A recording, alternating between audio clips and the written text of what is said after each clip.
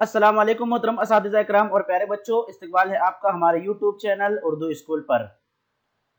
जैसा कि आप जानते हैं, सिलसिला चल रहा है जमात पंजुम मज़मून उर्दू के तमाम असबाक के सवाल जवाब का, जिसमें से आज हम देखने वाले हैं सबक नंबर 22 शहद की मक्खी और भीड़। इस सबक के हम सवाल जवाब देखेंगे आज, तो चलिए शुरुआत करते हैं। सवाल, एक जुमले में जवाब लिखिए।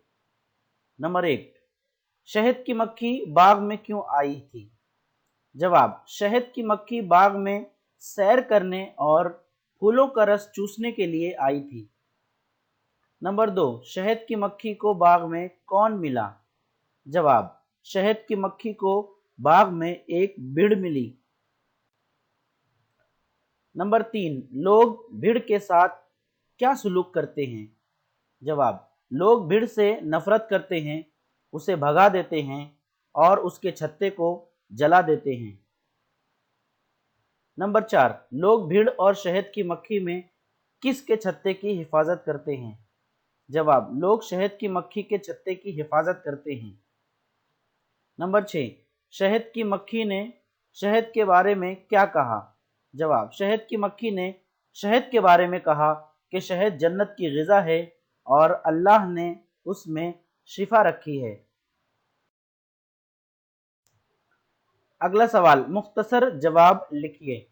नंबर 1, भीड़ ने लोगों के सलूक के बारे में क्या शिकायत की? जवाब, भीड़ ने लोगों के सलूक के बारे में शिकायत की कि लोग मुझसे नफरत करते हैं, मुझे देखकर भगा देते हैं और मेरे छत्ते को जला देते हैं।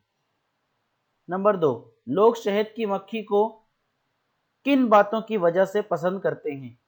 जवाब, शहद की मक्खी लोगों के लिए एक मीठी चीज बनाती है जिसे शहद कहते हैं।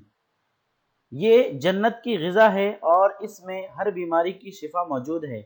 लोग शहद की मक्खी की इन बातों को पसंद करते हैं।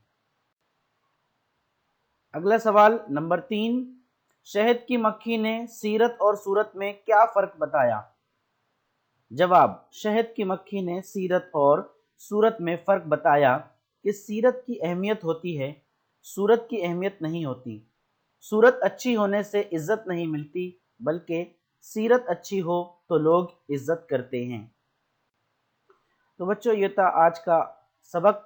उम्मीद करते हैं आपको पसंद आया होगा। पसंद आया हो तो लाइक कीजिए, शेयर कीजिए अपने दोस्तों के साथ, और हाँ, चैनल पर नए हो तो चैनल को सब्सक्राइब कीजिए। चलिए मिलते हैं अपने वीडियो में, तब तक के लिए अल्लाह हाफिज़। अस्सलाम वालेकुम वरहमतुल्लाहि वबरकातुहू।